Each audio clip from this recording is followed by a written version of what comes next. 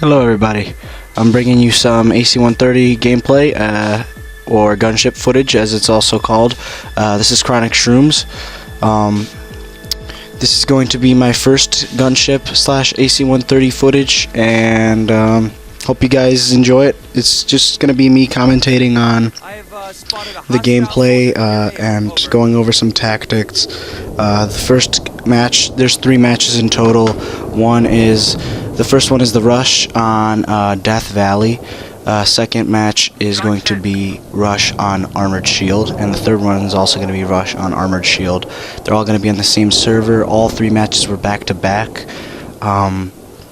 So I'm pretty much playing the same exact team over and over and over again. Quick facts. Right now I'm waiting for the AC-130 to spawn, in case you're wondering. The first match I end up going 13-0, the second match 17-1, and then the third match 25-1. So this is for Xbox 360. You might notice that it's 12 on 12. On PC you could do way more damage because there's way more people to take down, and it's like, I think it's 32 on 32 or something like that. Not exactly sure, but there's way more people to kill on PC. So just bear with me. It's a pretty good score for a 360 match. As you may know, there are drop ships on Endgame, the 4 Endgame maps, but this is a gunship, and gunships are on the 4 Armored Kill maps, and Armored Kill is the 3rd DLC out of the 5 in the series for Battlefield 3. I finally got to spawn in my AC-130. I didn't notice any infantry yet, but what caught my eyes, the spotted tank destroyer. So I start attacking him, shelling him. Teammates are helping me. Warhog flies by. I think he dished out some damage too. He got hit with an AT rocket or an ATGM maybe, I'm not sure. I missed with the shell, the bigger cannon, but ended up getting a hit marker, and the tank destroyer gets blown up. So I start getting some kills here on my mini rampage. I'd like to talk about the damages. Iglas and Stingers do 20% damage each to the AC-130. So if you do your math right, 5 of them will blow up the AC-130. If I were you, I would jump out. If you have 20% or less health in the AC-130 and you have no flares left, I would jump out, because let's say they shoot a Stinger at you and you have 19% health, or even 20, and you already used your flares and you know you're going to get hit. Just jump out. Save yourself a life, because you will die. Heat Seekers, though, there's 2 Heat Seekers. Each Heat Seeker does 10%, so together they do 20. So 2 Heat Seekers hitting you is like an Igla or a Stinger rocket. I'm not sure about RPGs, tank shells or javelins or jet rams. Those are very rare and hard to pinpoint and calculate for sure statistically how much damage they'll dish out towards your AC-130. First tactic I'd like to explain: if you notice me flare accidentally, accidents do happen. That's why I don't blame my random teammates that are playing with me in the AC-130 when they randomly flare too, because it's happening to me. So I haven't played in the AC-130 quite a bit at all, gonna be honest with you. So if you see me do that a couple of times, that's because I'm still trying to figure out my buttons and configuration. So what I like to talk about is for Armored Kill, the AC-130 is on Conquest and on Rush. The reason I like to pick Rush when I'm showing you guys these videos, or before I started recording these videos, is because on Rush the attacking team always gets it, and once it gets destroyed it spawns in like a minute or 30 seconds, one or the other. So it's really quick, and you always get the AC-130 if you're on the attacking team. For Conquest, it's less efficient because you have to hold C, capture C and hold C and then defend it, and it's really hard because the enemy team is all around the map, and they're not just on the MCOMs, and you can't spawn kill them as easily because the AC-130 flies around C, and you could defend C, but it's very hard because there's 2 jets and there's always helicopters on Conquest. So, and you know there's always going to be those guys with Stingers and Iglas just like there is on Rush, but there's going to be less opposition, and on top of that, the enemy's going to be scattered around the map more because there's 5 flags instead of just 2 MCOMs to worry about, where the enemy's always going to be at. A tactic you'll see on Armored Shield more so than this is that I'm looking for the enemy spawn, where the infantry spawns, in regard to the MCOMs, so that way I can pretty much just help my team, support them, let them arm the MCOM, and then help them defend it by killing off the infantry. And sometimes I'll go after armor when the infantry isn't busy attacking me with stingers and iglas, and maybe an occasional Havoc helicopter, or in that first round for Death Valley, the jets, or the Frogfoot, I think it was. Yeah, the Frogfoot. So right now, helping my team, attacking more than defending. You ask, oh yeah, how can you defend with an AC-130? It's very simple. Your team plants an MCOM or arms it, and you're pretty much just defending that MCOM and searching for their spawn so you can hold them off. When you're attacking, your team is still going after the MCOM, and it's heavily fortified and defended by the enemy infantry, so you're pretty much just shelling the MCOM while they're there to kill as many people as you can and clear the area out for your team. Right now you're going to start to see me try to pinpoint where the running infantry is going to be, because with the bigger cannon the tactic is that you have to shoot where the enemy is going to be, not where they are. At the moment you shoot the shot off or the shell. Now I'm pretty much still defending. No, not still defending. I was attacking. Now I start defending a little bit, looking for their spawn. Notice that they spawn because they get spotted on that road right around that little like corner where the two streets meet, or two roads or whatever. And notice a Havoc helicopter off in the distance. He hasn't noticed me yet, so not worried about him yet. He gets really low, and at one point my clan member, TheTrikPat, or Patrick in real life, joins my party and starts playing with me. So he helps me shoot down these helicopters with his iglas and stingers while I stay in the air and help our team out as much as possible. Let's see here. We're moving to the next pair of MCOMs. For Rush, there's always going to be 4 pairs of MCOMs, so that's going to be 8 MCOMs in total if you do your math right. AC-130 spitting up for a better location. I notice that they're not spawning over there, and that they're already defending their MCOMs, so I start shelling them right now. If you ask me to give you my better, I guess, choice on which weapon I like best in the AC-130, the big cannon or the smaller one, I would have to say the big one. I guess because the big one's just got way more stopping power. You saw there I had to get him 3 times, 3 hit markers, but that's because the blast radius was pretty bad and my aim wasn't as good as I wanted it to be. The only downside is with the big gun is if you don't hit armor directly, even if you miss like by a foot, it won't injure the armor at all. As you noticed there, I hit him a couple times directly, but I missed once and it didn't give me a hit marker. That's because the cannon shells are just like that, so you have to hit armor directly. Obviously, this is the same thing if you're trying to hit like air vehicles, but I mean, I'm just pointing that out there. It's very hard to do, but if you want to and you do it, that's what you're gonna have to do. You're gonna have to hit them directly, no shit.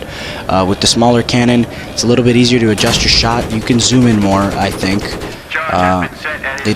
This is post-patch gameplay, so they did take out thermal optics, which makes the AC-130 a bit, I guess, worse in my opinion, obviously. But it's still definitely a one-sided match. If you have a decent or even like a pretty bad gunner, you can still do quite a bit of damage, and he's always there to just help out the team. The team with the AC-130 is always at an advantage, obviously. Man, look at this, we're just wreaking hell on them, raining death from above. But like I said, with the smaller cannon, it does have explosive rounds, and it's a 30-round like clip capacity, so you can adjust your shots better, and you do zoom in a little bit further. So it's more for infantry, but if you do decide to go against armor, obviously it's going to be weaker if you hit them directly than the bigger cannon. But the good thing about the smaller cannon is that if you hit anywhere around the armor, it'll still do damage, not as much as it would if you hit it directly with the smaller cannon, or even less than you would get with the bigger cannon. So what I'm pretty much trying to say is there's ups and downs to both of the weapons. The reason why I bailed is because, like I've said earlier, my AC was at 20% or less. We were out of flares, and they did launch heat seekers or iglas or possibly a stinger at us, and either one of those three would have finished the job, and the AC-130 did end up getting destroyed, but luckily I got myself a tank destroyer, so I'm helping my team out a little bit more. That would be my advice to you people. Oh, look at this. I'm gonna battle a tank with 58%, and he has the upper hand on me. He got the first shot, but I'm quicker, so I can move much quicker than him and force him to miss a couple shots where I could steady my shots. And I do get stuck on this mini ditch or hill where he hits me once, but he doesn't have reactive armor and I do, and plus I'm quicker than him. And tank destroyers can dish out the same amount of damage as a normal tank shell can. So tank destroyers do have an upper hand, in my opinion.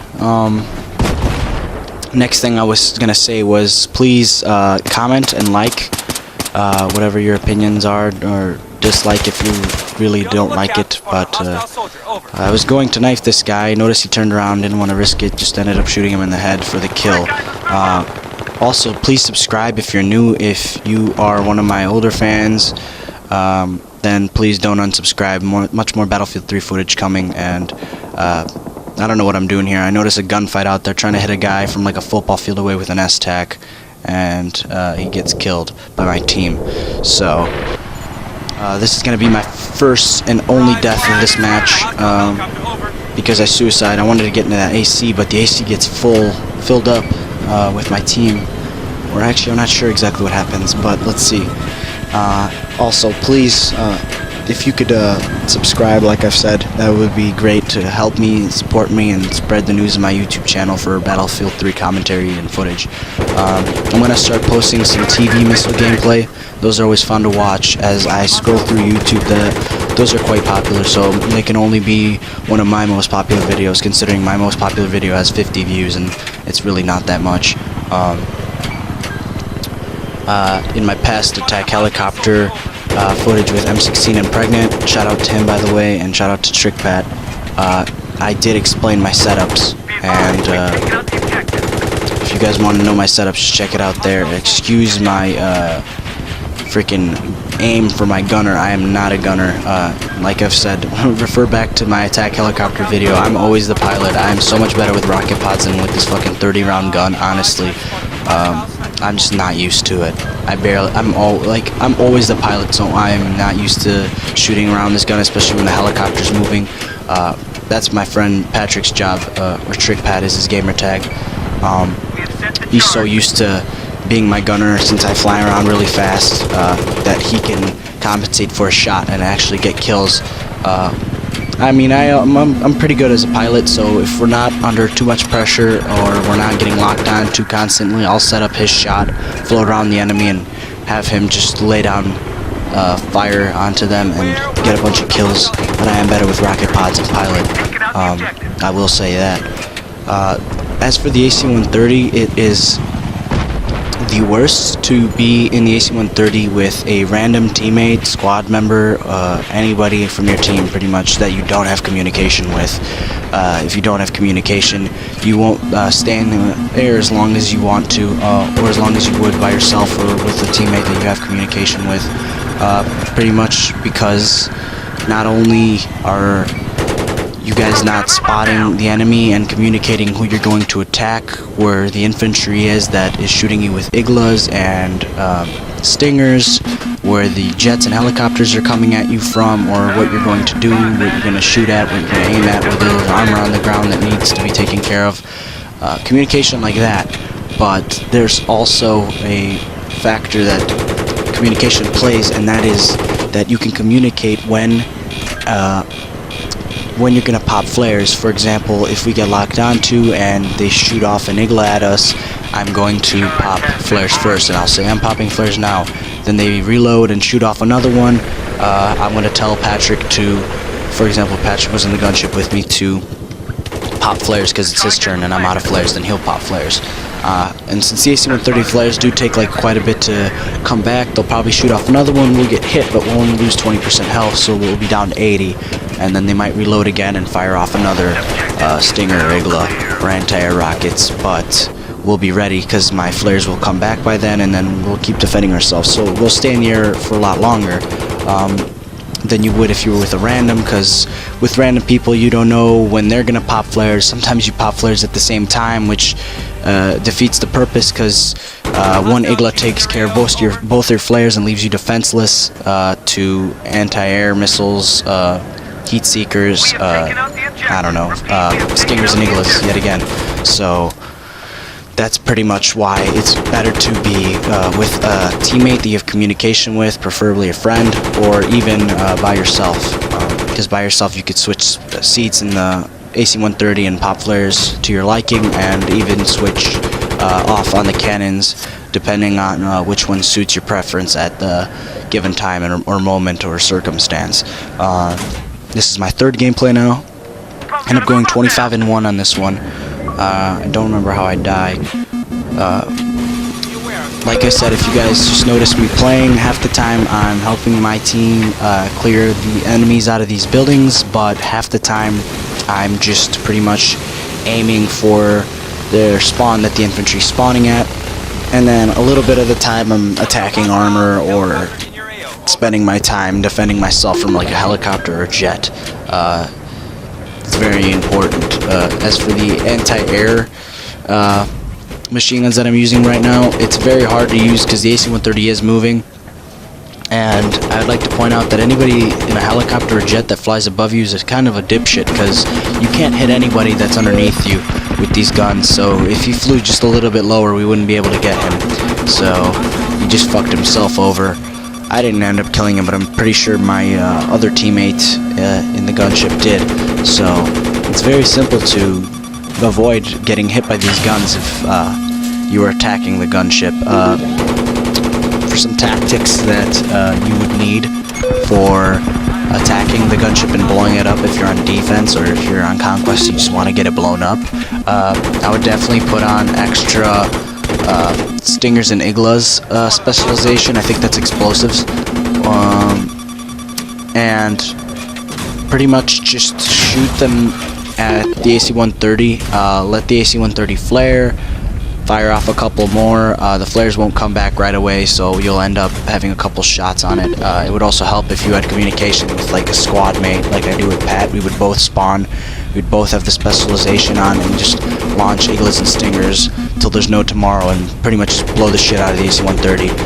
You could also go into an attack helicopter or a scout and fly underneath it and just keep hitting it with the heat seekers after the enemy pops flares in the AC-130. If you want to do the same thing with a jet with the heat seekers, just make a pass, light it up with your minigun, make a strafing run with your minigun and hit it with the heat seekers. I mean, you could even ram it. That'll do a bunch of damage if you feel like getting killed, or you could just play at the last second and have your jet just fly straight into the AC-130. I mean, if you want to do that, that would work too. If you get lucky, if you have a good enough shot, hit it with a tank destroyer shell, a tank shell, mobile artillery, maybe even an RPG or a small. So, I mean, I don't know what to tell you. I just gave you guys the, I guess, best possible advice I could. Once again, I jumped out because it was going to get blown up, and I purposely turned to see if it would, and it did. It was kind of cool seeing my teammate just get blown up. And this is cool. I got a triple kill, one with a small after a parachute, and S-Tac with one clip. Kill these two fuckers. One had an LMG and one had a carbine, and they couldn't finish me off. But you know what? S-Tac is good because it keeps you off the map, but at the same time it blinds your enemy with a flashlight, so it's a 2-in-1. And it's really not that weak of a gun. M1911 is really good, so I do recommend it if you do have that gun. My secondary of preference would definitely be the M93. I have like 14 service stars with that. That's the only one I've ever. I mean, that's not the only one I've ever used, but like the rest of my pistols each have like 50 kills. So there's a big difference. Quick setups that I'd like to explain. You can't really set up any specializations, gadgets, or weapons for your AC-130 because there are no unlocks. For jets, definitely flares, heat seekers, and air radar. So that's my jet setup. Scout helicopters, guided missile, let's see, guided missile, flares for sure, and I guess belt speed to help the miniguns spool up faster after they reload or overheat. As for attack helicopters, the pilot is heat seekers and flares for sure, and my third attachment or gadget for my attack helicopter pilot is laser painter, so that when my buddy TheTrikPat is a gunner, he could use his guided missile and we could take out any vehicle on the map, whether it be air or armor, anything. As for my gunner for the attack helicopter, I got the guided missile, I have the thermal optics, and I have proximity scans so I can see enemies on the floor around me on the minimap as I'm gunner, but I'm rarely gunner, so just in case I am, if I'm playing with a random or somehow Pat ends up in the pilot seat and I end up as the gunner, I can just see where the enemies are by myself without him having to point it out on the minimap, and then I could look for them as I rotate my turret. Charge has been set. See, now I'm using that tactic and I'm pinpointing their spawn. Did you notice I get like clusters of kills every now and then because I do figure out where they're spawning and I see them spawn, spot them, or my teammates spot them, and I end up getting kills. This exact moment I got a double kill because I'm attacking and defending that MCOM. The video is coming to an end. Please subscribe. I'd like to say that the first day the Battlefield 4 beta comes out for Xbox 360, I will be doing footage for the rest of the week and a bunch of Battlefield 4 gameplay starting as soon as the game comes out.